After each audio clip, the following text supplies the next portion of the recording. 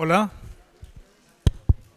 buenas tardes, queridas amigas, queridos amigos, buenas tardes. Gracias por continuar con este seguimiento de nuestro curso. Estamos muy agradecidos por el mismo y gracias especialmente a nuestro querido Romain Gubern por estar hoy aquí con nosotros.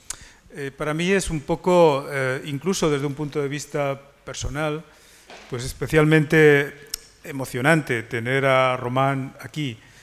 A nosotros nos puso en contacto un ángel, eso sí, un ángel caído, y desde ese momento en que un ángel nos puso en contacto, pues yo he seguido todo el trabajo que Romain ha hecho, que considero que es uno de los trabajos de mayor calidad intelectual que hay en nuestro país. Es uno de los grandes teóricos de la imagen en la sociedad actual.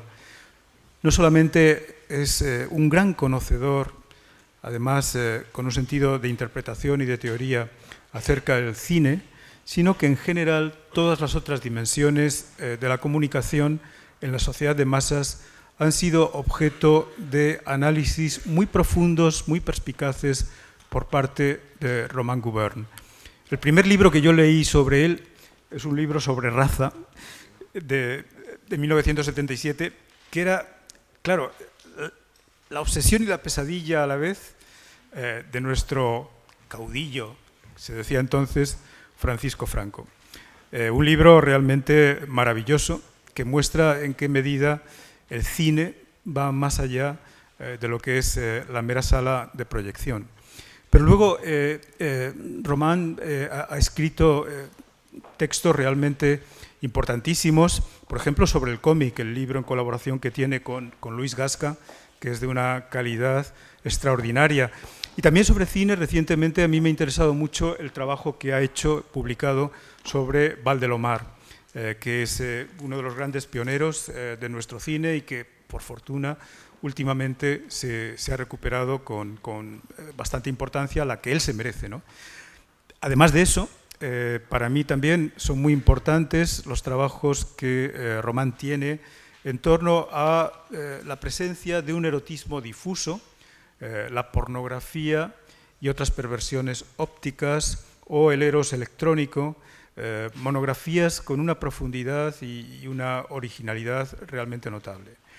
Pero bueno, también quiero decirle a él, y de paso a todos ustedes, que para mí quizás la aportación teórica de mayor relieve es la que él ha conducido en torno a la reflexión sobre la imagen en las sociedades en las que vivimos, desde el simio informatizado a la sociedad opulenta, un libro maravilloso de 1987, donde él desarrolla el concepto de iconosfera, que vendría a ser algo así como la atmósfera de la imagen en la que todos vivimos.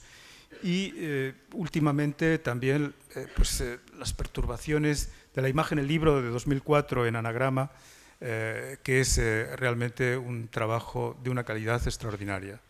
Por lo tanto, es para mí, en fin, una gran fortuna que Romain haya aceptado esta invitación, poder contar con su intervención, que seguro que nos va a aclarar mucho acerca de lo que es el cine en el contexto, en el marco del surrealismo. Muchas gracias, querido Romain, cuando quieras. Gracias. Acabo de pasar un catarro, no sé si se me oye bien o se nota todavía. ¿Se nota? ¿Se oye bien? No se oye bien. No se oye bien. Tecnología. Suba el volumen. ¿Ahora se oye bien? Es que acabo de pasar un catarro. Ayer estaba todavía con pastillas pensando, ay, si mañana me falla la voz, ¿no?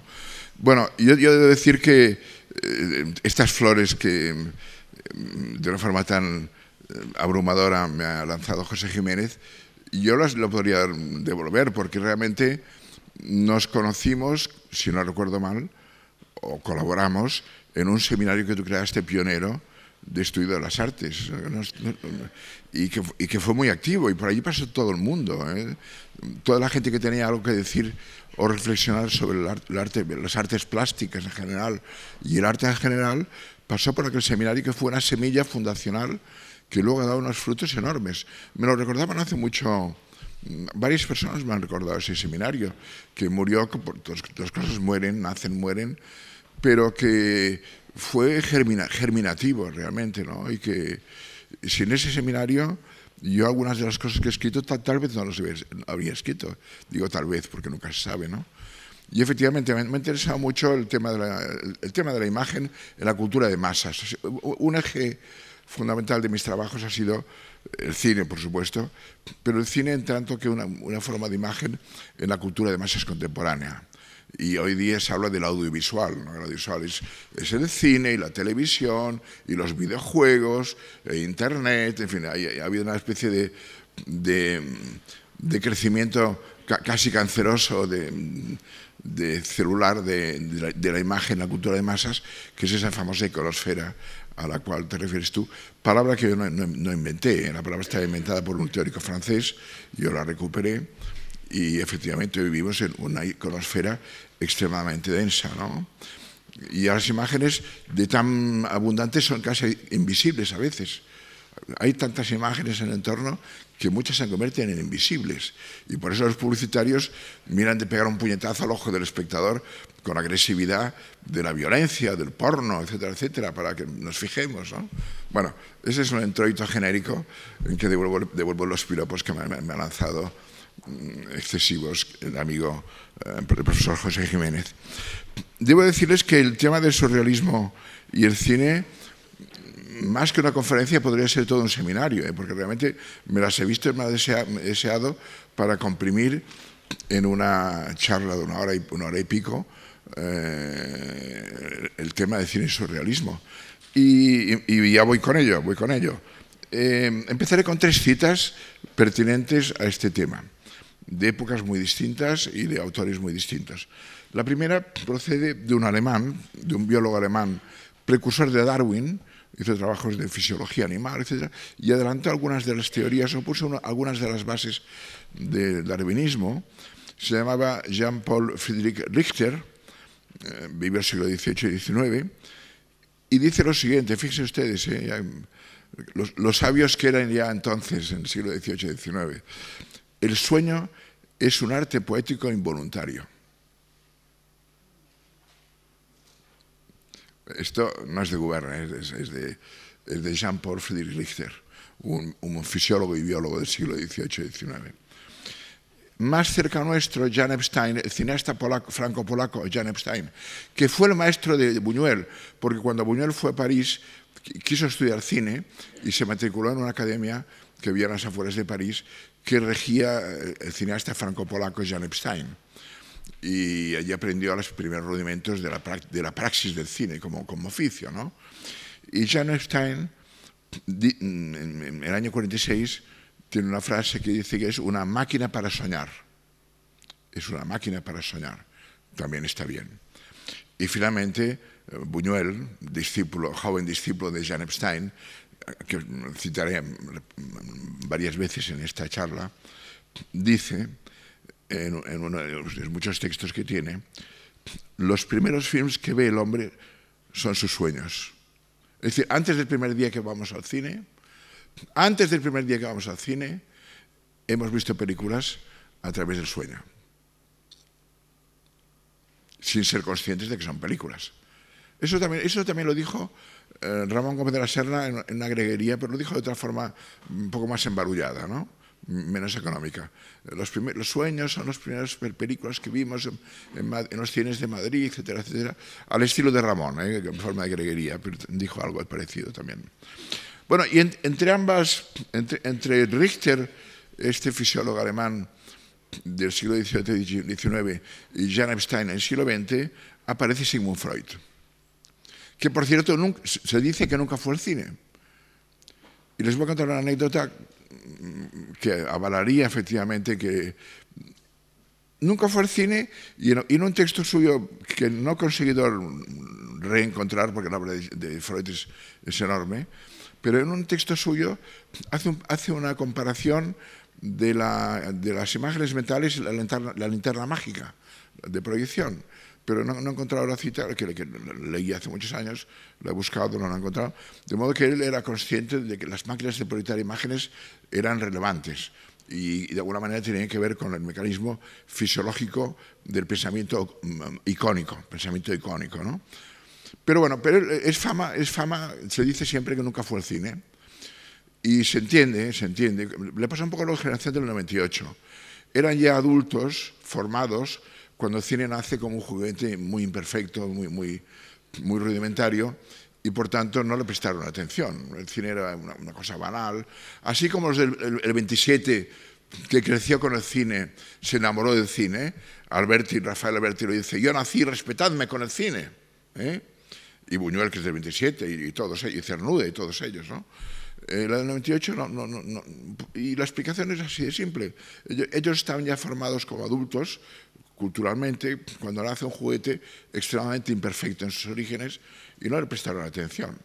Por mucho que luego se diga, Valle Inclán escribe como en las películas. Bueno, eso es una metáfora. Valle Inclán escribe como escribe. Y que tenga cosas luminosas no es porque viese películas que apenas vio, ¿no? Bien, entonces, les decía que Freud nunca fue al cine, incluso parece que despreciaba el cine absolutamente, ¿no? Cosa comprensible en su generación. Cuando el cine nace, ya Freud tiene casi 40 años. Y hay una anécdota muy divertida que les contaré, que es la siguiente. Samuel Goldwyn, fundador de la Metro-Goldwyn-Mayer, en los años 20, estaba preparando una película que se llamaba Los Amores Célebres. Y en el estudio estaba con los guionistas y alguien le dijo, oiga, en Viena hay un doctor que sabe mucho de esto de los amores, y ¿por qué no le consulta como asesor y tal? ¿Y quién es? Averiguaron quién era este doctor de Viena que sabía mucho de eso de amores, porque a veces al sexo se le llama amor también, el sexo se le llama amor. Entonces, alguien averiguó, algún listillo averiguó y dijo, se llama Sigmund Freud y vive en calle tal de Viena. Y Samuel Goldwyn, cortón y perezoso, que era un hombre del business, del show business, le escribió una carta para contratarle como asesor de la película de Amores Célebres, ¿no? Y cuenta que cuando Freud recibió la carta, montó en cólera y la carta fue a la papelera corriendo. Y ni contestó a Samuel Goldwyn. Ni le contestó. Se sintió insultado porque Samuel Goldwyn le pidiese una asesoría de una película sobre amores célebres. Para que vean ustedes, efectivamente. Y luego todos hemos escrito sobre psicoanálisis, sueño, erotismo, surrealismo, en fin, que es todo es un tejido unitario, ¿no? Pero esta anécdota es divertida, imaginarse a Freud. Y tan verdad es que cuando otro director mucho más serio que lo que era Samuel Goldwyn, que era Georg Wilhelm Pabst, que era un director austríaco, quiso hacer una película ilustrando un caso clínico de un caso de impotencia sexual transitoria, pidió a Freud asesoría. Él vivía en Viena, él era austríaco. Y Freud no tomó en cuenta eso, pero fue un discípulo suyo, Karl Abraham, quien asesoró la película, y si ven la película verá que pone entre los asesores científicos el doctor Karl Abraham, que fue un asesor que fue un discípulo de Freud, ¿no? Bueno, Freud publica el año 1801 uno de sus libros más influyentes, que es La interpretación de los sueños, que no los voy a resumir porque sería pedante y absurdo por mi parte. Pero él establece una distinción fundamental, que ya es canónica, entre el contenido manifiesto de los sueños, lo que recordamos del sueño, la historia que nos cuenta un sueño, y el contenido latente, es aquello que representa, que simboliza, y invento una palabra alemana, Traumarbeit se puede decir, el trabajo onírico, de cómo un contenido latente se convierte en contenido manifiesto. Y detecta o hace una sintomatología de cómo el contenido latente se convierte en manifiesto. E inventa la condensación, el desplazamiento, condensación, dos cosas heterogéneas se juntan y forman un monstruo nuevo de esas dos piezas separadas, ¿no? Desplazamiento. Se parece bastante a lo que en retórica llamamos metáfora y metonimia. No es exactamente eso, pero tiene que ver un poco con los mecanismos de la metáfora y la metonimia, que en el arte poético dicen algo que no es lo que dicen literalmente, sino que es, pues bueno, los sueños y la interpretación de los sueños. Y debo deciros lo siguiente, la ciencia que probablemente avanza más rápidamente en la actualidad, que son las neurociencias, porque hoy día podemos... Hoy leía, no sé qué, en El País puede ser un artículo muy interesante sobre neurofisiología. Es cierto que las neurociencias permiten fotografiar el cerebro cuando duerme, ¿no? Y hemos avanzado mucho porque hay una tecnología que Freud no disponía de ella cuando escribió este libro, ¿no? Pero en general, lo esencial de la teoría de Freud se mantiene incluso en la era de las neurociencias, lo esencial. Sabemos mucho más de la bioquímica del sueño, de la sinapsis, etcétera, ¿no? Pero lo esencial se sigue manteniendo bastante en torno a los criptosignificados de los sueños, porque son sueños, son absurdos, pero tienen unos criptosignificados que se pueden detectar, desvelar, con un análisis como el que proponía él, ¿no? Bueno, Freud no era cinéfilo, como he dicho, al contrario, era cinematófobo, como decían los del 98. En cambio, André Breton sí era muy cinéfilo, y se entiende. El surrealismo era el volcán de las fantasías, ¿no? Para decirlo de una forma rápida, ¿no? El automatismo psíquico, ¿no? El trabajo del psiquismo humano en estado consciente e inconsciente y semiconsciente, entre medio, la dormevela, etcétera, etcétera. Todo eso interesó muchísimo a los surrealistas. Y realmente el fenómeno del automatismo psíquico tiene su mayor manifestación durante los sueños, que la censura desaparece y podemos convertirnos en asesinos, en violadores, en todo. Es decir, no hay censura. Bueno, hay censuras indirectas tal vez, pero en fin, es un campo. El paradigma del automatismo psíquico es el sueño. Y efectivamente el surrealismo, que aspiraba a liberar al hombre, liberar al ser humano, cambiar de vida como Rimbaud, cambiar el mundo como Marx. Esa era la base de la doctrina de Breton. Cambiar la vida como Rimbaud, que a los 18 años se va a Abisinia, a un mundo remoto, y cambiar el mundo como quería Carlos Marx, ¿no? Luego ya se fueron desengañando, pero en fin, ese era el origen del surrealismo, cambiar la vida y cambiar el mundo. Y por tanto, el sueño de alguna manera era una escritura automática audiovisual, sin guión. El sueño era una escritura automática audiovisual que pasaba dentro de nuestra cabeza. Que pasa, no que pasaba, que pasa cada noche, lo recordemos o no lo recordemos, pasa cada noche en nuestro cerebro. Es interesante, el primer manifiesto surrealista es de octubre del 24. Es donde efectivamente exalta Breton el automatismo psíquico como liberación del ser humano, e invoca a los románticos, y a Lewis Carroll, y a Edgar Allan Poe, y el monje de Monk, los pioneros de la liberación de la imaginación, ¿no?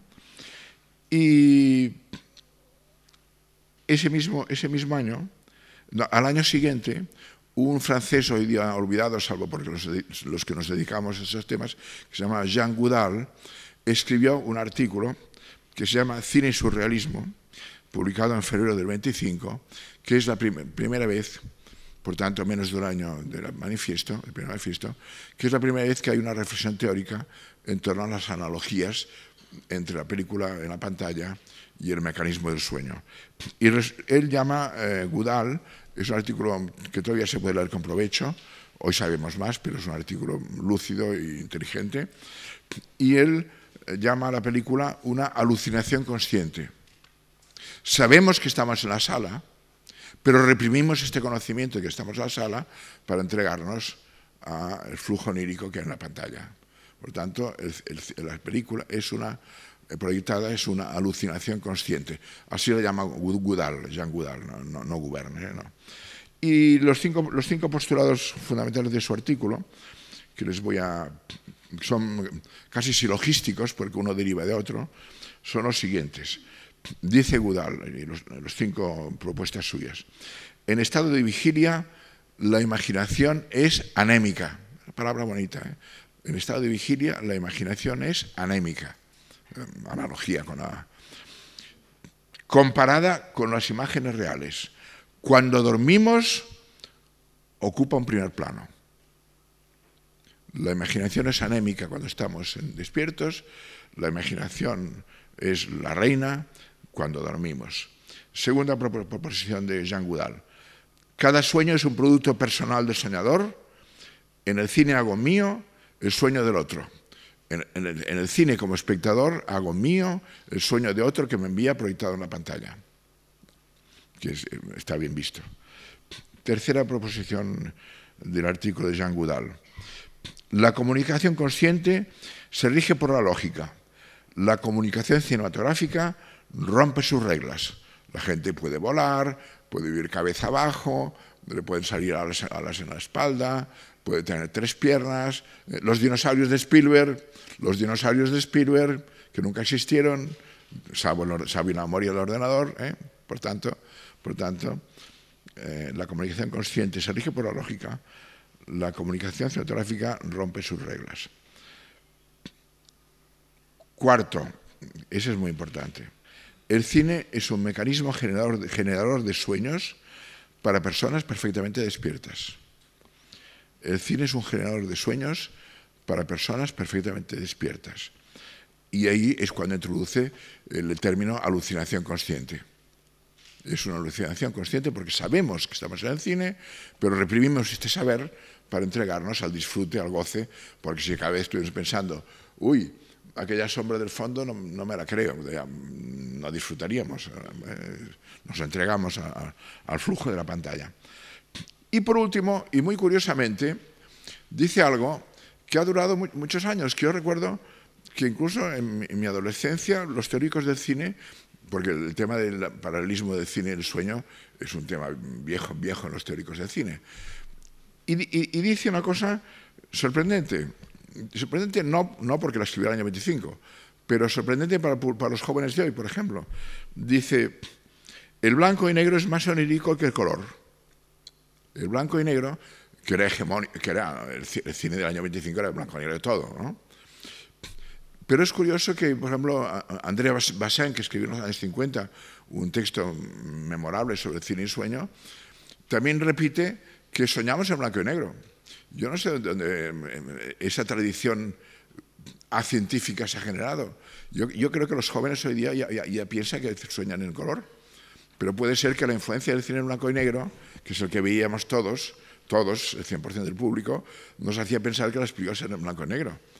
Dicho esto, yo no soy fisiólogo y no tengo certeza de si soñamos en blanco y negro o en color, sinceramente. Pero sospecho que soñamos en color. No veo ninguna razón para que no soñemos en color, pese a la tradición científica o paracientífica o comentarista que se sueña en blanco y negro. Que André Bazin en los años 50 sigue repitiendo en un artículo famoso comparando el cine y los sueños, ¿no? Bueno, en todo caso, el blanco y negro es una mutilación de la realidad, o es una metamorfosis de la realidad.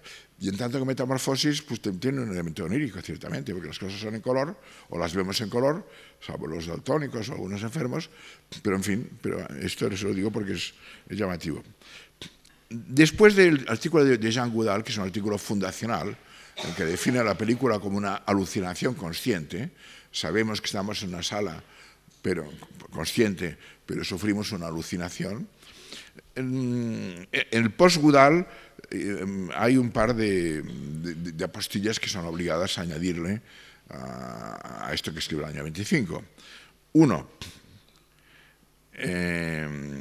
recuperar aquella famosa frase de Samuel Taylor Coleridge, cuando hablando del arte, disfrute del arte, dice que es una voluntaria suspensión de la incredulidad, una suspensión voluntaria de la incredulidad. Es decir, sufrimos porque van a asesinar a la chica, pero bueno, la chica es una actriz que ha cobrado un sueldo para interpretar que está asustada, y el otro ha cobrado un sueldo para interpretar que la va a matar, y no la matará, no se preocupe que no la matará, ¿no?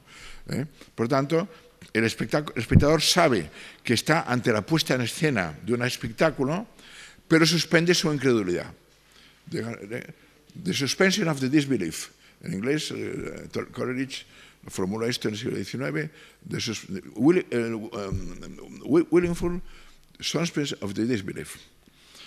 Y por eso llora, ríe, siente compasión, hay una empatía con los personajes, se emociona con la chica que sufre un contratiempo, está al lado del héroe cuando el héroe combate al enemigo, la empatía, la famosa empatía, palabra que viene del alemán, Einfühlung, empatía, ¿no? Y que viene del griego, empatía es la palabra griega, pero en alemán el origen de la palabra es alemán, es Einfühlung. Y luego, finalmente, otra postilla muy importante, que es que el sueño es espontáneo, se genera con un automatismo incontrolado. Sin embargo, la fabricación de la película es extremadamente laboriosa. Hay que escribir un guión, hay que poner unas luces, hay que encuadrar, hay que hacer ensayos, y para hacer un plano, el editor se tira 2 horas. Por tanto, la espontaneidad del sueño versus la laboriosa y compleja producción fílmica, desde la fase del guión. Por cierto, Antonio Gramsci, por esta época aproximadamente, en los años 20, que estaba en la cárcel, y por eso me imagino que vio muy pocas películas Antonio Gramsci, porque se pasó muchos años en la cárcel. Sin embargo, cuando habla de las novelas de aventuras, tiene los famosos escritos de arte y literatura que son muy conocidos, ¿no? Gramsci, uno de los fundadores del Partido Comunista Italiano. Y cuando habla de las novelas policíacas y de aventuras, tal, dice, es un sueño con los ojos abiertos. Es un sueño con los ojos abiertos, dice, de las novelas de aventuras. Más aplicable aún todavía al cine. Es cierto que la novela de aventuras o de policíaca es un sueño con los ojos abiertos, pero en el cine es más verdad esta definición que dio Gramsci de las ficciones. ¿Cómo nace el cine surrealista? Bueno, las películas de Méliès ya lo son, de alguna manera, esas películas de trucos en que uno sale de un huevo, hay un huevo de un pajarraco grande y empieza a salir gente dentro del huevo, en fin, eso ya es surrealismo. Surrealismo antes del surrealismo, surrealismo inconsciente, surrealismo no premeditado. De nuevo, vamos a volver aquí de Breton, ¿no? Cambiar la vida y cambiar el mundo, ¿no? Había ya Rimbaud no era surrealista, pero tuvo actitudes de ruptura con la realidad que se corresponden con el ideario del surrealismo, ¿no? La primera película que admite, que entra en el debate, para ser en el debate acerca de los orígenes del cine surrealista, es una película francesa, hecha el año 27, finales del 27, por una directora francesa y feminista, por cierto, temprana feminista, Germaine Dulac. Y Germaine Dulac en el año 27 lleva a la pantalla un guión, un texto de Antonin Artaud, que era un miembro atípico del grupo surrealista, porque Antonin Artaud era paranoico clínico, no es despectivo, murió en el manicomio, es decir, que era tan paranoico que murió en el manicomio, ¿no? Hizo de actor, fue poeta, escribió bastante, los obras completas de Artaud son 6 o 7 volúmenes, yo los tengo por casa. Y entonces Artaud escribió un texto para ser llevado al cine, en donde en los comentarios que añade sobre ese texto, dice que ese texto reproduce, cito literalmente, la mecánica de un sueño sin ser verdaderamente un sueño. Es como si fuese un sueño, para entendernos. Entonces, como Artaud no era un cineasta, no tenía los conocimientos técnicos para dirigir la película fue encargada a Germaine Dulac, a esta directora feminista, y ella quería poner en las portadas guión de Antonin Artaud, realización de Germaine Dulac. no, perdón, Germain Dulac quería poner Sueño de Antonio Artaud, composición visual de Germain Dulac. Y se opuso, no, es que esto no es un sueño, es como si fuese un sueño. Veo una diferencia importante, ¿no? El caso es que además parece, como les he dicho, Artaud era paranoico, y su paranoia fue creciendo hasta acabar en el manicomio. Era muy puntilloso y muy difícil de carácter, y se sintió traicionado por la película no se correspondía con su proyecto, parece ser que quería ser el protagonista y finalmente no lo hizo, hubo muchos malentendidos con la Dulac, y entonces el día del estreno en París convocó a sus amigos surrealistas para ir a boicotear el estreno, que era cosa muy propia de los surrealistas, armar escándalos. Bueno, eso venía del dadaísmo, que eran aún más aficionados a armar escándalos que los surrealistas. Entonces, se apagan las luces, iban los surrealistas, estaban todos sentados con bombas fétidas en el bolsillo y petardos y cosas para fastidiar la sesión, ¿no? Y en cuanto se apaga la luz, suena una voz, «Qui c'est Madame Dulac?» Y otra voz contesta, «Madame Dulac c'est une vache». Madame Dulac es una vaca, ¿eh? Y se armó los petardos, las bombas fétidas, viene el escándalo, ¿no? Las sillas, romper las sillas, tal, ¿no? Bueno, entonces esa película ha pasado a la historia del cine estigmatizada porque fue rechazada por el grupo surrealista del cual era Antonio Artaud, sino un militante, un miembro muy próximo, que tenía amistad personal con todos ellos, y el teatro y su doble, en fin, realmente era un parasurrealista, Antonio Artaud, un hombre de carácter difícil. Pero luego sabemos, porque lo cuenta Buñuel en sus memorias, que a él cuando le vio le gustó. Y tenemos testimonios de varios surrealistas que asistieron, que 40 años después han escrito, fuimos muy injustos con la pobre Madame Dulac, con la pobre Dulac, porque nos aliamos con Artaud porque era nuestro amigo, pero fue una expedición punitiva, literalmente, fue una expedición punitiva organizada por los surrealistas para boicotear el estreno de una película que era considerada heterodoxa, pero que ha sido luego reivindicada como la primera película verdaderamente. Tan es así que no hay tiempo de hacerlo, pero si la viésemos ahora, seguidas.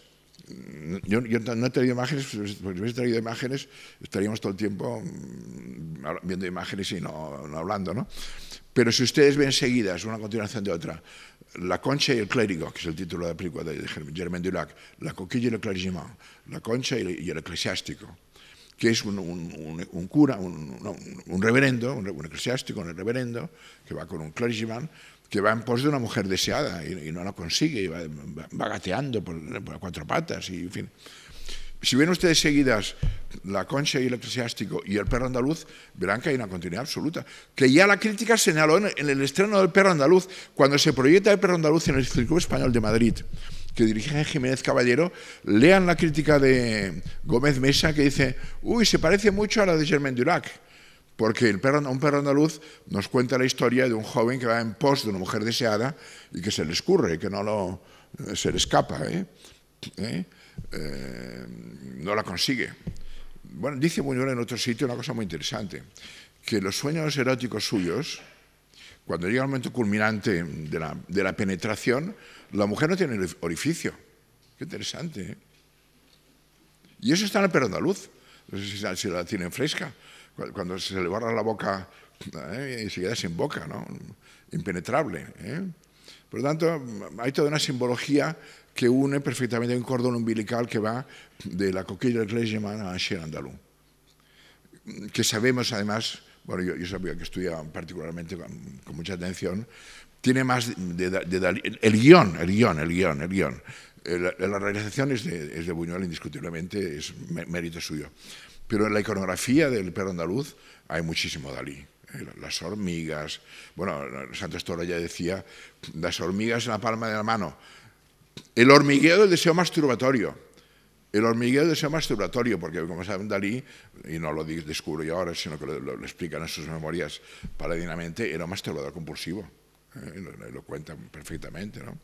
Y que las axilas femeninas le excitaban mucho porque había un desplazamiento, el vello, ese cálido vello, y en el perro andaluz se pasa en primer plano de la axila femenina, es decir, el mérito de la dirección. Y esto que les digo, no lo digo yo, lo dijo Bretón, lo dijo en 2 ocasiones. Para mí, lo fundamental de las series de perro andaluz son de Dalí, la realización de Buñuel, mientras que lo esencial de la de Oro es las ideas son de Buñuel. Esto Bretón lo dijo en 2 ocasiones, ¿no? Y yo estoy de acuerdo. Y la prueba es que si ven la película verán que pone guión de, primero, Salvador Dalí, segundo, Luis Buñuel. En las portadas pone guión de Salvador Dalí y Luis Buñuel. Él pone antes a Dalí, porque las ideas son fundamentalmente de Buñuel, ¿no? Por tanto, los famosos sueños húmedos, bueno, y ahí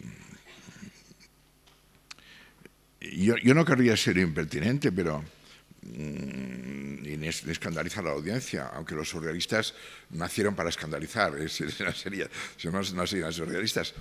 Pero a San Agustín le preocupaba una cosa: Jesucristo tenía doble naturaleza, humana y divina simultáneamente, según la teología ortodoxa. Y San Agustín se preguntaba angustiado: ¿tuvo Jesucristo sueños eróticos o poluciones nocturnas en virtud de su naturaleza humana? No es Gubern que lo pregunta, es San Agustín, para protegerme de impertinencias sobrevenidas, ¿no? Bueno, por tanto, los famosos sueños húmedos, ¿no? Bueno, no lo sabemos, Luego te dicen, no, porque tenía doble naturaleza humana y divina, y dormía como los hombres. Bueno. Y luego ha habido Nikos Kazantzakis, que ha hecho aquella novela, que cuenta, se enamoró de María Magdalena, en fin, hay mucha mitología, eso sí, es mitología, si tuvo o no tuvo amores con María Magdalena, etcétera, etcétera, cosa que no voy a entrar, ¿no? Bueno, y es curioso que este chispa surrealista fundacional, que es un perro andaluz, reconocida como tal, que por cierto pueden verla en la exposición, porque se proyecta, además de las dos, se proyectan las dos. Un fragmento. He visto un trozo. Es una película en torno al deseo y su frustración, que es el tema cernuda, la realidad y el deseo. Decía Octavio Paz, el surrealismo nace del abismo que separa implacablemente el deseo de la realidad, esa realidad que queremos alcanzar y que no alcanzamos. La realidad y el deseo, ¿no? Ese es el gran tema del surrealismo, ¿no?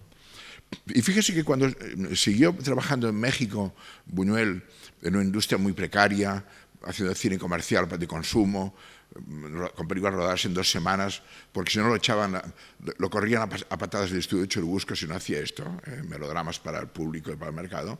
Aún así se permitió a veces hacer incrustaciones surrealistas.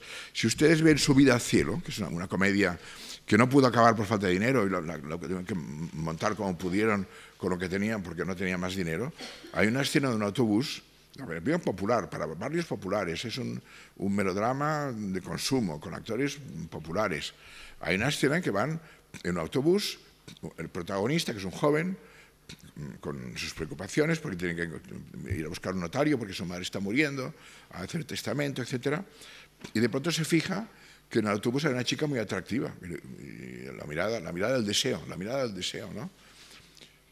Y de pronto, en el interior del autobús, que hay 100 personas o 50 personas, unas señoras con gallinas, un campesino con su gorra de paja y tal, de pronto se transfigura el autobús, se convierte en un jardín y aparecen revolcándose por el suelo abrazados él y ella, el chico y la chica que acaba de ver. Tan es así que esta película yo tenía un VHS muy imperfecto, de muy mala calidad. Y le dije a una amiga mexicana, una estudiante mexicana, si vas a México consígueme una buena copia, porque la que tengo es muy mala, de Su vida al cielo. La película se llama Su vida al cielo, película popular. Y cuando volvió me dijo, he tenido la suerte que Televisa daba un ciclo Buñuel y él he grabado Su vida al cielo. Y me la proyecto y la censura de Televisa había cortado ese trozo porque no se entendía. porque el autobús que había unos campesinos y campesinas con gallos y gallinas tal, se convertía en un jardín florido y estaban solo él y ella revolcándose por el suelo abrazados. Claro, con buen criterio, entre comillas, el censor de Televisa dijo, eso no se entiende, fuera, lo quitó. Y en Los Olvidados hay el sueño famoso de Pedro con la madre, no se recuerda la película, pero sé que, pese a ser un cine de tercer mundo, siguió cultivando Buñuel, incluso en sus películas más comerciales, la mirada surrealista, incluyendo este tipo de sueños como el que acabo de contarles, ¿no? Cuando rompieron, claro, como os he dicho, a mi juicio, y he escrito mucho sobre ello, y si a alguien le interesa, hay un libro publicado por la Residencia de Estudiantes que se llama Hola Pepín, dedicado a Pepín Bello, y hago un análisis muy pormenorizado del perro andaluz e intento demostrar que la mayor parte de ideas son de Dalí, porque ven de la iconografía de Dalí de la época, de las hormigas, etcétera, etcétera, ¿no? Y allí lo explico. Pero después del perro andaluz irrumpe Gala en la vida de Salvador Dalí. Además es una erupción estremecedora porque, según cuentan las leyendas, y digo leyendas porque yo no estaba allí evidentemente, Gala, que era muy impetuosa, hubo lo que se llama un flechazo, nunca mejor dicho lo de flechazo, un coup de foudre en francés, un coup de foudre, ¿no? Un flechazo. Y las crónicas dicen que Gala le dijo a Dalí, déchire-moi, rásgame, rómpeme, que es muy fuerte en francés, déchire-moi. Caramba, no es échame un polvo, déchire-moi es mucho más fuerte, que eso. Déchire-moi, rómpeme, rásgame, ¿no? Y Dalí que era virgen, perdió su virginidad con Gala en Cadaqués, como es notorio. Y en ese momento las trayectorias se fueron divergiendo porque Gala se convirtió en administradora, agente comercial, secretaria, etcétera, etcétera, de Dalí. Y bueno, y además había dólares, money, como le llamó Breton, ¿no? Pero en fin, lo cual lo digo sin demérito del talento artístico de Dalí, que tenía un enorme talento artístico. Una cosa es el juicio moral que yo puedo hacer de Dalí. Yo personalmente tengo un pésimo concepto moral de Dalí como persona, pero no negaré que Dalí es un extraordinario pintor excepcional, a mi juicio, ¿no? Bien, claro, Dalí intenta seguir una carrera en el cine y no lo consigue. Después de L'Âge d'Or, en donde colabora menos porque está vampirizado por Gala, aporta algunas ideas al guión de L'Âge d'Or, que también se pasa aquí un fragmento, pero el 80% de las ideas o el 90% son de Buñuel y hay un 10 o un 15 que vienen de Dalí, ¿no? Esto lo sabemos porque se ha publicado la correspondencia de esa época del rodaje, ¿no? Y Dalí quiere seguir haciendo cine y no lo consigue porque el cine no es como estar tú solo con un lienzo que tú pintas y no hay intermediarios. El cine es una industria muy compleja, que hace falta capitales y gente que lee el guión y lo aprueba o lo desaprueba. Y, en fin, hay muchas mediaciones burocráticas y técnicas entre la idea y el objeto, ¿no? Y por tanto, Dalí, por mucha ayuda que tuviese de Gala como mujer eficaz y agente comercial y secretaria, pues no, escribió el guión de Babou, que sigue un poco la línea de L'Âge d'Or, que pasa en una guerra civil en Portugal, una guerra civil fantasiosa en Portugal, una historia de amor. Lo único que consigue hacer Dalí en cine, de verdad, es El sueño de recuerda de Hitchcock, año 46, 45. Quiero decirles que las ideas de Freud fueron, y lo digo por mi memoria personal como lector. En España apenas se sabía nada de todo esto, ¿no? Pero la popularización de la idea de complejo, de culpa, de trauma, etcétera, etcétera, viene con la Guerra Mundial. Aparecen artículos acerca de las que se llamó entonces las neurosis de guerra, debido a los traumas bélicos en el frente, una pierna amputada, un amigo muerto, etcétera, etcétera. Y en una revista muy influyente en la época, que creo que ya no se publica, que era Selecciones del Reader Digest, que era muy popular, se publicaban y yo allí empecé a leer cosas de los traumas y los complejos y tal, ¿no? Y hubo una popularización de esa terminología freudiana en esos textos. Y recuerda, empieza con un rótulo que dice: esta película trata del complejo de culpabilidad. Los complejos son, y te explica, producidos por traumas. Es didáctica, porque luego ya la gente aprendió lo que eran y no había que explicarlo. Pero si ven ustedes ahora el DVD de Recuerda, verán que empieza con un rótulo explicativo para el público, para que sepa lo que son los complejos y los traumas, ¿no? Y ahí Gregory Peck sufre un complejo de culpabilidad. Y hay una escena onírica, hay un par de escenas que empiezan, por cierto, con el personaje cortando ojos en la pared, cortando ojos grandes en la pared. Hay una pared, unos ojos grandes, y la memoria del perro andaluz, y él va con unas tijeras cortando los ojos. Que es un guiño, yo soy aquel, yo soy aquel, no os confundáis. Porque luego tuvo muchos proyectos. Intentó hacer una película con los hermanos Marx. A él le gustaban mucho los hermanos Marx. No es raro que les gustasen, porque el humor de los Marx es un humor surrealistoide, efectivamente. Hizo amistad personal con Harpo, que es el mudo, el que toca la arpa. Pero la Metro-Goldwyn-Mayer no estaba para aventuras. Dijo: no, esto es un business serio, no se haga usted una cosa rara, estrafalaria. Y no pudo hacer la película que quería hacer con los hermanos Marx. Trabajó con Walt Disney cuando Walt Disney hizo la única película, vamos a llamar, experimental en su vida, que era Fantasía, que era una serie de melodías de Mussorgsky, ya no me acuerdo, ilustradas por las... Y en esa época en que Disney se sintió tentado por la experimentación, trabajaron juntos en un proyecto llamado Destino, que no se acabó. Y hace 3 años o 4 ha aparecido un cortometraje llamado Destino, con los desechos, con los descartes que pudieron trabajar juntos Disney y Dalí, ¿no? Y luego tuvo un proyecto con Greta Garbo, quiso hacer una vida de Santa Teresa de Ávila con Greta Garbo, que tampoco prosperó. En fin, no consiguió hacer ninguna película más. Por tanto, es un cineasta frustrado. Para Dalí el cine fue un sueño incumplido, cosa que no lo fue para Buñuel, fue un sueño incumplido. Luego, claro está, a partir de este empuje inicial de la Edad de Oro y del perro andaluz, hay muchas películas salpicadas o influenciadas que están en la órbita de influencia del surrealismo. El caso de Jean Cocteau es paradigmático, ¿no? Jean Cocteau era detestado por los surrealistas ortodoxos. Era detestado porque era homosexual y católico. Y para un surrealista ortodoxo, si era homosexual y católico, era una pésima nota.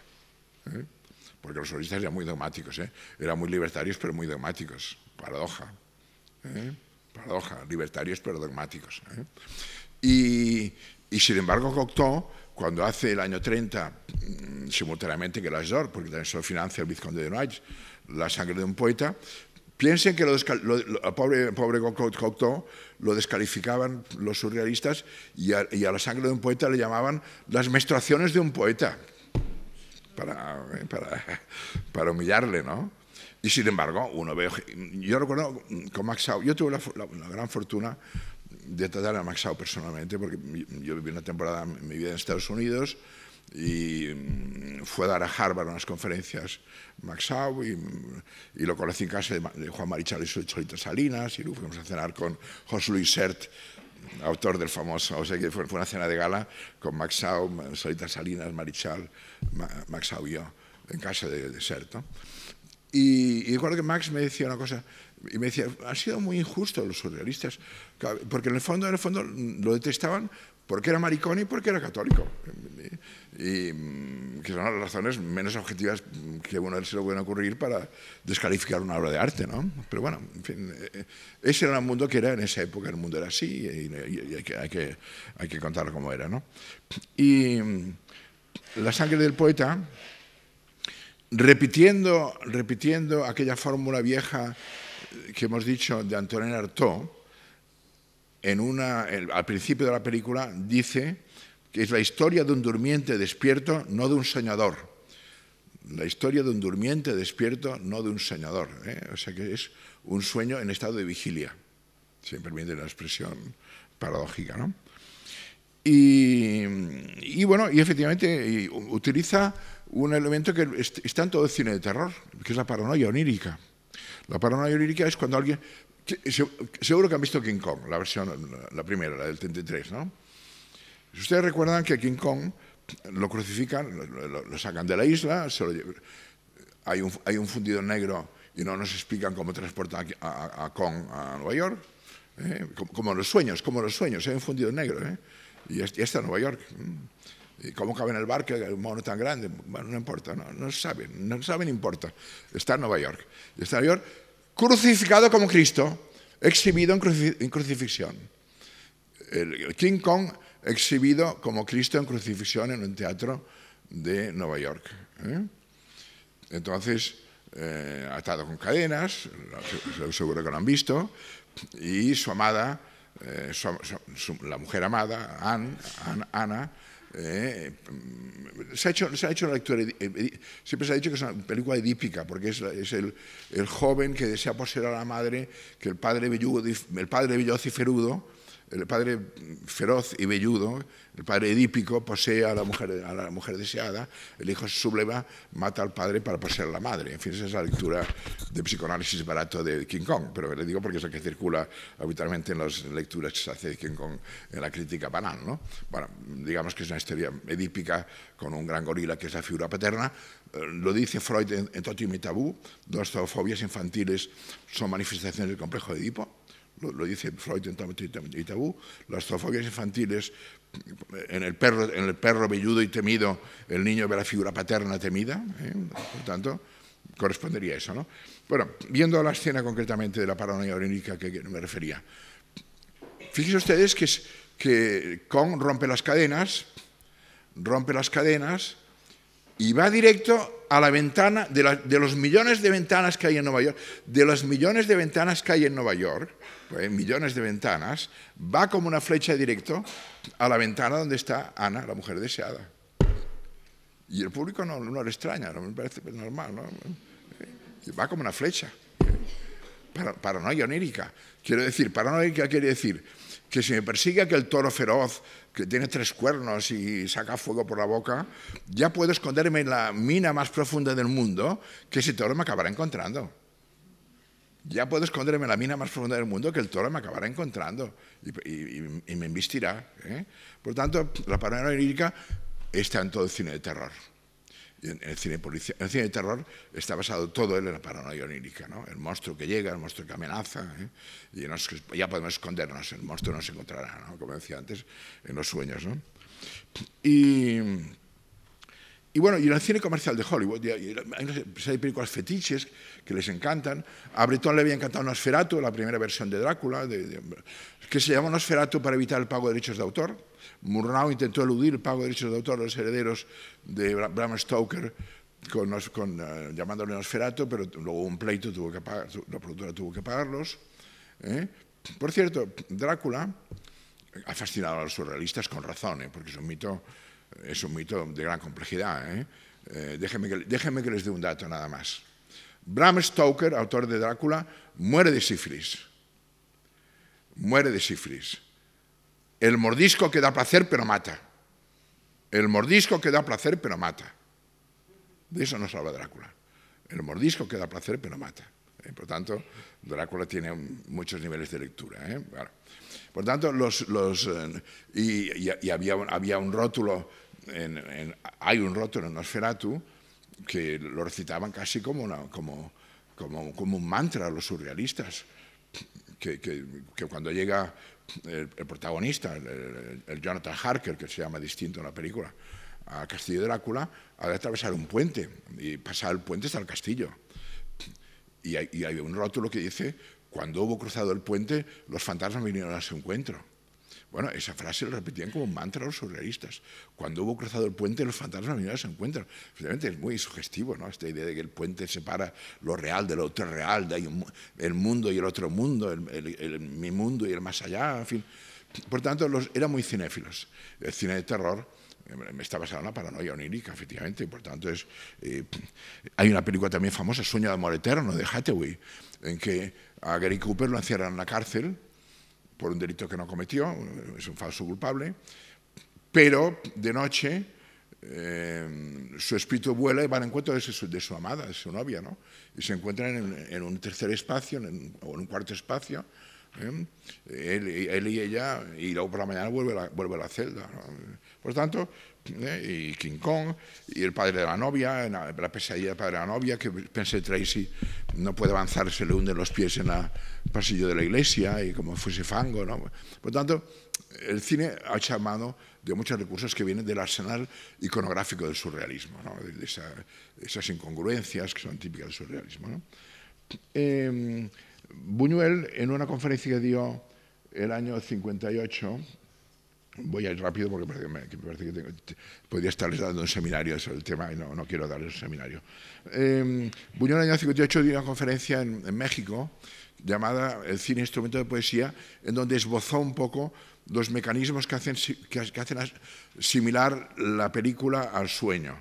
Y dice efectivamente, la sala se oscurece, equivale a cerrar los ojos. La sala se oscurece y equivale a cerrar los ojos. Si usted recuerda en 2001, en el espacio de Kubrick, hay 1 minuto y medio o 2 de música con la pantalla oscura para facilitar esta inmersión en el pasado, en la elipsis más larga de la historia del cine, del prenacimiento del Homo sapiens a la era aeroespacial, recuerdan en la película, ¿no? Una elipsis multimillonaria, ¿no? Bien, bueno, por tanto, cerrar los ojos equivale al oscurecimiento de la sala. La oscuridad aísla al espectador. Los canales sensoriales se saturan, el óptico y el acústico por los estímulos que vienen de la pantalla y del altavoz. Por lo tanto, hay una inmersión. El sueño es en primera persona, las películas son en tercera persona, un detalle importante. Ha habido algún experimento de hacer películas íntegramente en primera persona.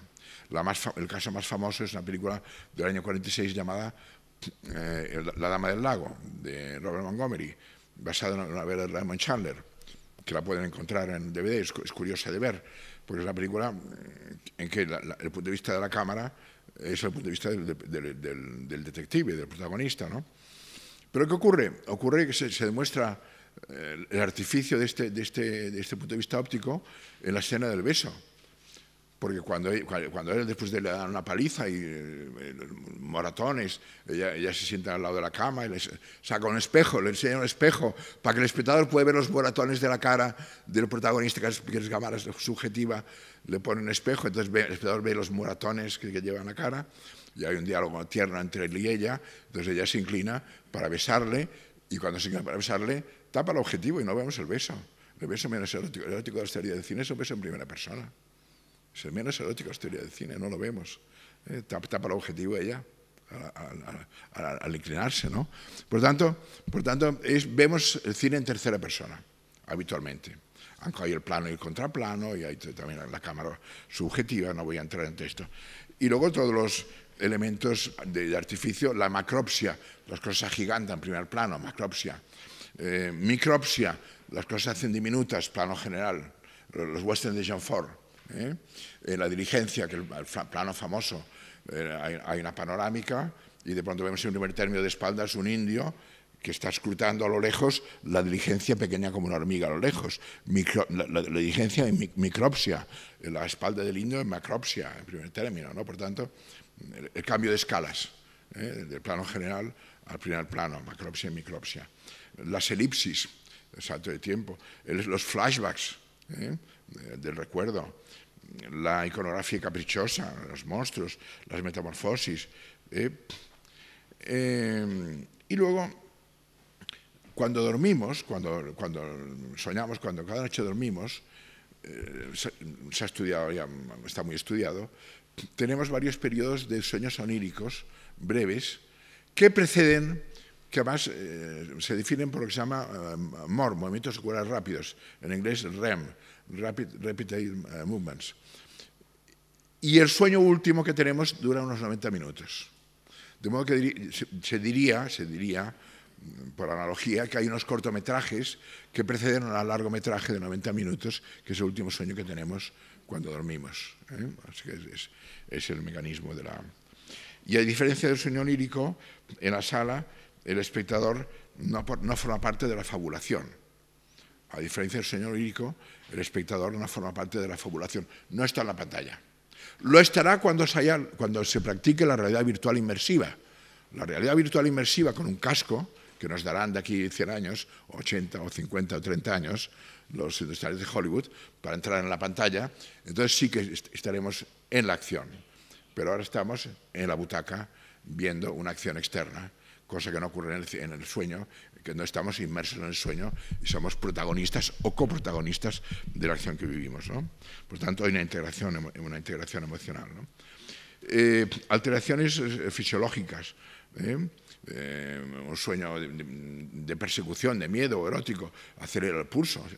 Tenemos respuestas fisiológicas. La erección masculina o femenina, en fin. Tenemos respuestas. El cuerpo responde a los estímulos como ocurre en el cine. Y luego tiene funciones, según los psicólogos, adaptadoras y reparadoras. El sueño tiene una función adaptadora y reparadora, y el cine puede ser el cine de evasión. Cuando la gente está deprimida, hay crisis económica, véase el caso, ¿no?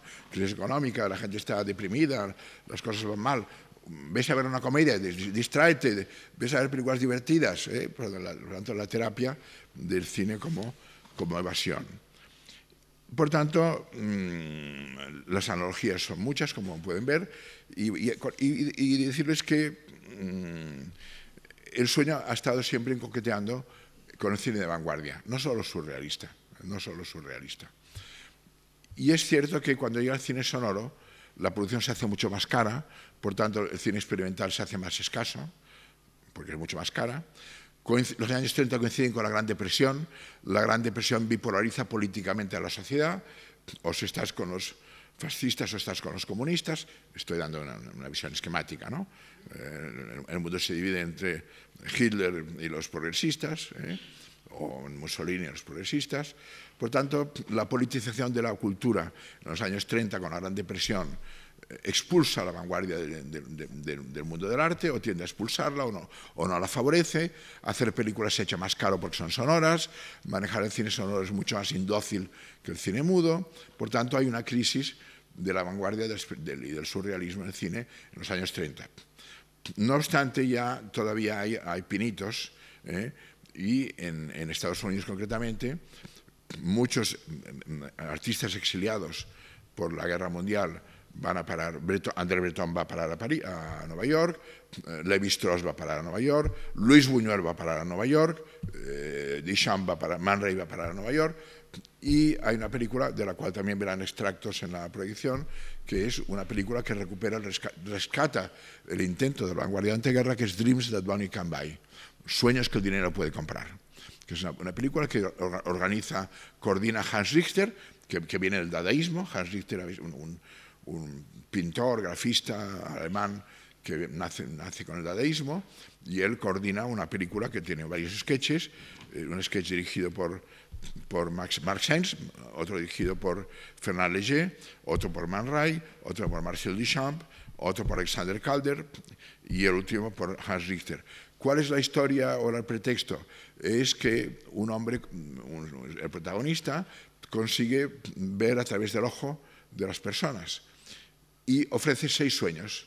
Y la película se llama Dreams That Money Can Buy. Sueños que el dinero puede comprar, porque instala un tenderete y se dedica a vender sueños. Es muy surrealista, ¿eh? Se dedica a vender sueños y cada episodio corresponde. No está Buñuel en ese momento estaba acabando su estancia en Los Ángeles, a punto de irse a Los Ángeles, falta en la película, ¿no? Y el cine fantástico sigue en gran medida la tradición del surrealismo o de algunas tradiciones, el cine underground, los films oníricos. Déjenme que les cite 2 casos de films oníricos. El Mago de Oz de Victor Fleming con Judy Garland, seguro que lo han visto. Seguramente lo que no saben, si ustedes recuerdan la película del Mago de Oz, recordarán que Judy, la protagonista, vive modestamente en una casa en Kansas durante la depresión, en una familia pobre, una casa pobre, y una bruja la lleva en su escoba a Oz.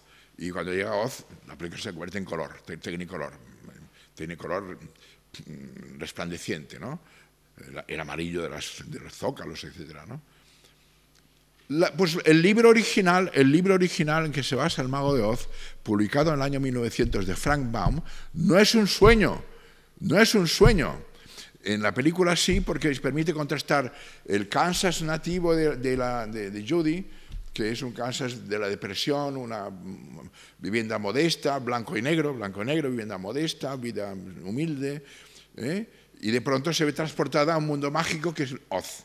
Y Oz aparece en color, con el amarillo deslumbrante de sus baldosas y sus zapatos rojos, que en el libro de Baum son plateados, pero como plateados en cine en color no lucen, se convierten en rojos en la película. Por tanto, esa película que tiene un inicio en blanco y negro, un segmento mayoritario en color, deslumbrante. Año 39, el mismo año lo que el viento se llevó. El Technicolor está irrumpiendo en la industria del cine y hay que explotarlo y hay que hacer ver la maravilla del Technicolor. Es simultáneo al documento que se llevó, mismo año. Victor Fleming, el mismo director que el documento se llevó.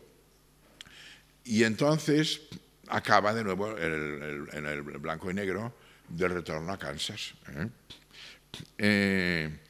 Hay otra película más creativa, La Nuit Fantastique, del año 42, con guión de Louis Chavans. Louis Chavans había sido compañero de viaje de los surrealistas, era amigo de ellos, había colaborado con ellos. Es una historia fantástica que pasa en la alta sociedad. Y la última escena, de pronto, es que se despierta, es un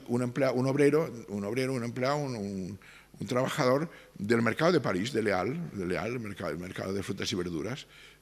Y entonces hemos asistido a una película en alta sociedad, con grandes boas de lujo y smokings y señoras de grandes cotes y de faldas largas, tal. Y la última escena, resulta que todo ha sido un sueño, que él, tumbado en unos sacos en Leal de París, acaba de tener, ¿no? Les digo que el guionista Chavans había sido compañero de viaje de los surrealistas. Hay mucho de surrealismo en esa historia en que dice la vida es sueño. Moraleja, la vida es sueño. Citando a Calderón, ¿no? Por tanto, decir que un filme es onírico es una redundancia. El filme es onírico por definición. El filme es una experiencia onírica para un espectador despierto. Lo que ocurre es que todos los filmes son oníricos. Lo que ocurre es que algunos filmes, siendo oníricos, respetan el canon narrativo tradicional que hemos heredado de la novela, de la literatura, es decir, que lo anterior va antes que lo posterior, que hay una causalidad coherente entre los hechos y, por lo tanto, la narratividad está basada en dos principios, el cronologismo y la causalidad. Y el principio del cronologismo y la causalidad viene del arte literario, y el cine lo copia del arte literario. El cronologismo, lo anterior va antes que lo posterior, y la causalidad, una cosa produce la siguiente. Por tanto, el cine, decir que la película es un film onírico es redundante. Todos los filmes son oníricos. Lo que ocurre es que algunos respetan el canon narrativo tradicional de la novela y otros son transgresores con respecto al canon, como ocurre con El perro andaluz. Y las muchas películas que hemos visto de terror, de fantasía, de misterio, que aparecen muñecos del ventríloco que hablan solos y amenazan al ventríloco. Entonces estamos transgrediendo efectivamente las leyes del canon tradicional narrativo y estamos entrando en el campo de la fantasía. Y finalmente la fantasía es la savia nutricia del surrealismo y sobre todo sabia nutricia del cine surrealista. Muchas gracias.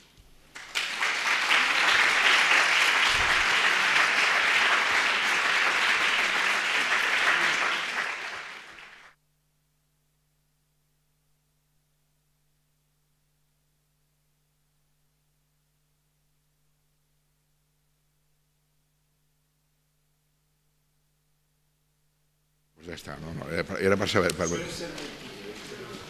Bueno, si alguien desea preguntar algo, yo estoy aquí para responder. Si no quiere preguntar, no pasa nada, no me ofenderé, ni me molestaré, ni nada.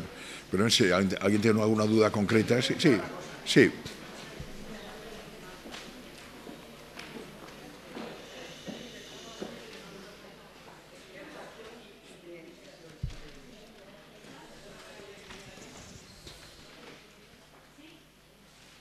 No. No. No. Bueno, estoy tan cerca que lo puedo decir fuerte y ya está. Ya. Ahora. ¿Qué relación puede haber, o hay, a mi manera de ver, entre el Bosco y el surrealismo? Porque ya el huevo ya está en el Bosco, claro, por ejemplo. Claro, Yo creo y tantas cosas, las construcciones, estas completamente oníricas, extrañas, imposibles. Yo creo que el profesor Jiménez le contestaría mejor que yo, pero evidentemente está claro que entre los precursores del surrealismo está el Bosco, está Goya, está Ensor, saldría una lista larga. Pasa que el profesor Jiménez ha desaparecido.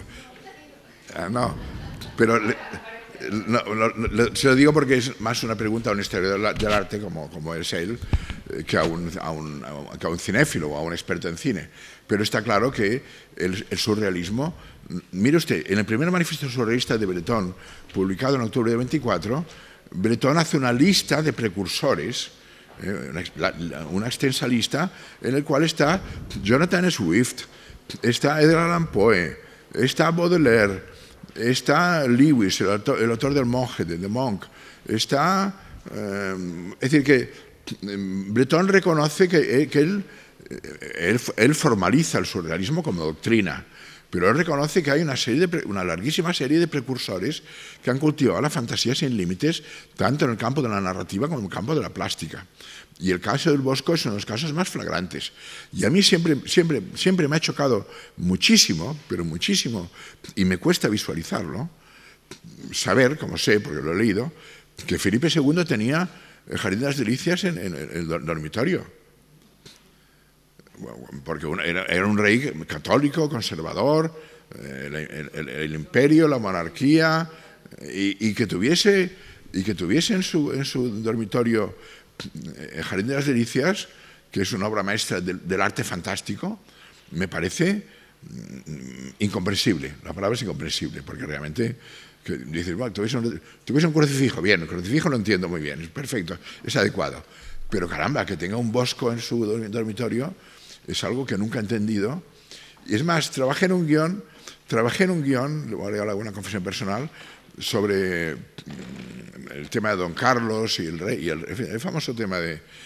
Y en ese guión, que nunca se rodó, había una escena que Felipe II examinaba lo del Bosco con atención, escrutaba, la palabra es escrutaba el cuadro del Bosco, ¿no? Y de pronto un personaje pintado se movía. Y de pronto, en el guión que escribimos, que nunca se rodó, un personaje pintado se movía, cobraba vida. Era para decir lo que se llama el extrañamiento, ¿no? Pero, en fin, pero como le digo, Breton reconoce y lo admite en su primer manifiesto su deuda con todos ellos, con Baudelaire, con Poe, con Jonathan Swift, con una lista larguísima de escritores, pintores, Goya, en fin, que han trabajado ya en línea con la liberación de la fantasía.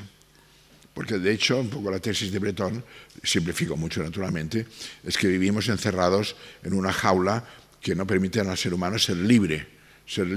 Finalmente, el surrealismo era un momento de raíz libertaria, aunque luego se bifurcó. Unos fueron al estalinismo, otros fueron al trotskismo, y hubo unas peleas y muy complejo. Buñuel se afilió al Partido Comunista, por ejemplo, y fue militante comunista durante unos años. Luego, cuando emigró a América, a Estados Unidos lo dejó. Pero el impulso libertario, la palabra justa es libertario, del surrealismo se encuentra en la historia del arte. No digo desde Altamira, porque me parece ya a lo mejor un poco exagerado, o Chauvet, pero caramba, oiga usted, ha habido muchos pintores y muchos escritores y poetas que han volado muy alto en términos de invencio. Los griegos distinguían la mímesis y la fantasía. Los griegos pertinentemente distinguían entre mímesis y fantasía. Mímesis es la foto de Barack Obama y fantasía son los dinosaurios de Spielberg.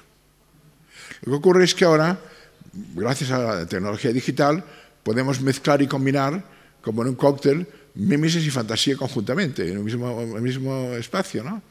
Como los dinosaurios de Spielberg y los actores de carne y hueso que ya no recordamos la cara que tienen. Yo me acuerdo del Tyrannosaurus Rex, pero no me acuerdo de los actores de la cara, no me acuerdo. En cambio, del Tyrannosaurus Rex sí que me acuerdo, porque me daba mucho miedo ese animal. Por tanto, efectivamente, cuando usted dice que el Bosco es un precursor del surrealismo, yo le digo, pues sí, señora, tiene usted razón. El Bosco es uno de los muchos precursores del arte surrealista. Tiene usted razón. ¿Alguna pregunta más? ¿Algún comentario más? Pues bueno, que sean ustedes tan libres como lo son en sus sueños. Es mi mejor deseo.